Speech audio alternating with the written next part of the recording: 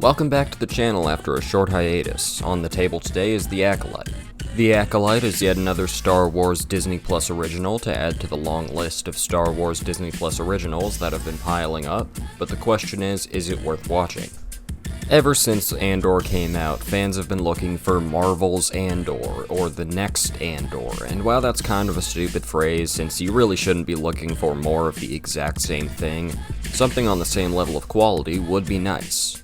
Now, I'll be honest, I've only seen clips of the other shows like Ahsoka and Kenobi and some other show that's named after the main character, but from those clips, I've gotten a general idea of what the vibe of those shows are, and they feel much more disingenuous and commercial. Additionally, they all look like they could be from the same show. But as The Acolyte was built up to, it seemed like it was getting attention from the same people who praised Andor as the best Star Wars ever. Plus, a new story with new characters instead of one about somebody we already know very well intrigues me. So I decided to give it a chance, and based off of the first 2 episodes, I'm going to categorize it. Is it truly a creative, worthwhile series with something to say, or is it sludge? I really want to say it's the first option because that would make the next few weeks really fun, but I have to be completely honest, so let's get into it. Episode 1 introduces us to a lot of characters, but it starts with an intense fight in which a Jedi dies, inciting the conflict for, I assume, the rest of the show, and it also gives me a few things to address, both having to do with the technical aspects. First, the coloring looks kinda disgusting, and very similar to Kenobi and Ahsoka, it's like there's this slight filter of yellowish green over everything, and all the characters look like they're dressed to act at a theme park instead of a TV show. All their costumes look so fake. Secondly, the editing just ain't it. The quick cut, spin around style of editing that Disney uses works okay for fights, but it sometimes even bleeds into conversations. There's a scene in episode 2 where 2 characters are talking in a shop, and it keeps cutting between a medium shot of them talking and a close-up of the guy pouring a drink for some reason. Why did we need to focus on that? My head hurts. So let's talk about those characters, as well as our overarching story. Our protagonist is Osha, like the engineering administration, and she's accused of killing the Jedi in the opening scene. We later learn that it's actually her evil twin sister, May, who was suspected to have died when they were young, along with the rest of the family. Obviously, since we're dealing with twins, actress Amanda Stenberg has to play both roles, and she's okay at it, I guess. I think she's a fine actress, but when May isn't being outwardly dastardly, she's kind of the same person as her sister. Another vital character is the mentor, Sol, whose actor learned English for this role, and for that, Lee Jung-jae, you're a fucking legend. Sol himself, though, his dialogue feels really stunted, as if he always has to let the audience know what he's thinking at the time, and his backstory presents a lot of questions. He apparently failed to save May from what killed her family, which is just really weird to me. You're telling me a Jedi Master can't grab 2 kids using the Force and pull them out of a burning building? And don't tell me he doesn't know where they are, because this motherfucker finds Osha immediately when she crash lands in the middle of nowhere on a planet where it's always snowing. He is a master navigator. The rest of the cast is pretty whatever. There's a guy named Yord who's meant to be an old friend of Osha's, but they don't talk about that much, and so he doesn't really have much of anything to do. Really, just those 3 are the important ones so far. But when it comes to plot development, the show gets going fast. The show revolves around May killing the Jedi who were unable to protect her family from dying, and she's already got 2. Additionally, the belief that Osha was the one who did it is cleared up immediately, and now everyone is not only aware that May is alive, but is also aware that she's the criminal they're looking for. Shit, they even found her and lost her. We're 2 episodes in. Is the entire rest of the show just going to be them finding her and losing her? I would hope not, because there is a lot to unpack with her backstory. Like, how did she survive the fire? She was like 4 years old. Did she just walk away? And adding on to that, how did she hide from the general public for 16 years? She wouldn't even have the mental capacity to realize she needed to until she was like 10. Now, I'm not really mad at the show for not answering these questions, because it's good to have things unanswered 2 episodes in, but God, I hope they address those, and I trust that they will when they reveal who May's master is.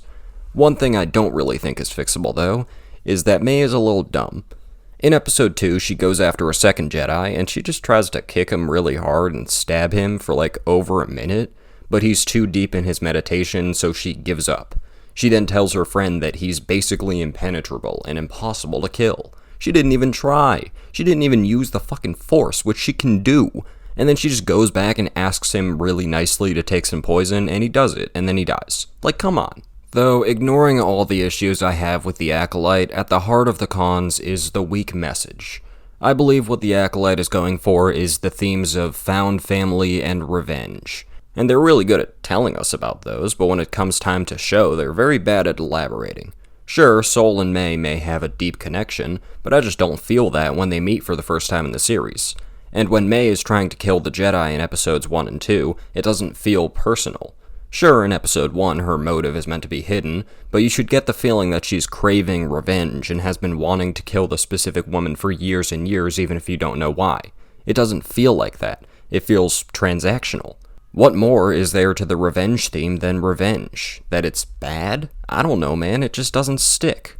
And now it's time for the obligatory Andor comparison. I know it's obvious, but the show just does so much right that it's hard to not bring it up at some point. In Andor, Cassian's past as a native of his home planet Ferrix is sprinkled throughout the first few episodes in flashback scenes, and characters in the present almost never address it. Cassian brings up that he's looking for his sister, but he doesn't elaborate on his past because that would be unnatural for him to just confess his life story to a stranger. We know his life story because it's being juxtaposed against his current life. In The Acolyte, though, Sol retells the events of May and Osha's family's deaths, while he has these, weird war flashbacks. This probably would have been much less drab and uninteresting if we could have actually seen what happened. I could understand if they may be trying to hide an aspect of that backstory from us to reveal it later, but they could still do that while immersing us in the story more so. Show don't tell is one of the most basic, simple messages you'll hear when people talk about filmmaking, but don't let yourself forget that it is one of the most important. Truly, the worst thing a show or movie can be is uninteresting. And another effect of that is that everything feels spelled out to us.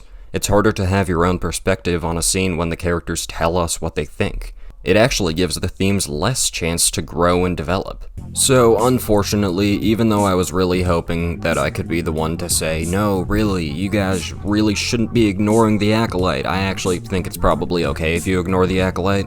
I don't want to judge the whole show off of its first 2 episodes, but I got the same feeling from this that I do watching a clip from Kenobi, so I'd have to categorize it as more Star Wars sludge. But I'm not one of those freaks calling this woke leftist garbage, okay? I want to put a huge divide between me and the critical drinker. Simply put, The Acolyte feels fake, business-like, and lacks a central story to get attached to. Everything feels like it's been done before. The mentor character is probably gonna die, May is probably gonna get redeemed, and then the show that's already been cancelled will end with an unsatisfying lead into the second season that'll never come to be. I hate to be such a negative reviewer because I truly don't watch things to get mad at them. I had hope for this, and in the first few scenes, I realized I was stepping into the very type of shows I've been trying to avoid. What Disney needs to do is the same thing they're doing with Marvel.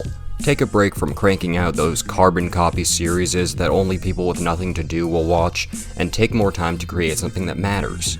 Maybe Deadpool 3 won't be any good, but at least it feels like they're trying to make it an event this time.